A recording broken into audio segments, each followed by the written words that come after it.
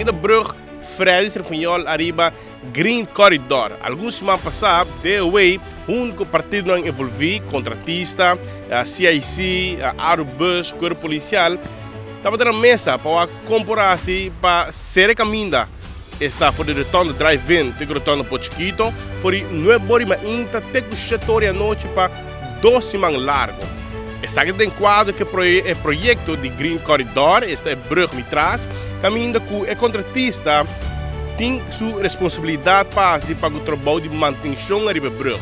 O trabalho de manutenção tem focado mais bem arriba é top de brug, caminho que nós miramos no estrada também. Caminho que está trabalhando de sandblast, aqui está frusto, a ferro, pois manutenção com o contratista tem seu dever e com a firma e contrato com o DOA caminho que tem que manter isso aqui durante o período de contrato da firma.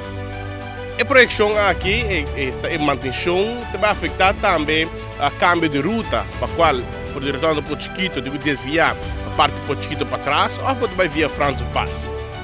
As coisas temporada aqui especificamente de vacância escolar, vacância grande, para não afetar o tráfego diário durante a semana de escola, pois está 2 semanas trabalhando no último lugar e da peditura automobilista tem em conta que for novo ainda tem que chegar à noite para 2 semanas largo, entrando a água ainda iniciar, the way da autoridade no caso aqui que monitorear e trabalham com a companhia CIC at base com manutenção arriba brug Fredis Rafael arriba Green Corridor.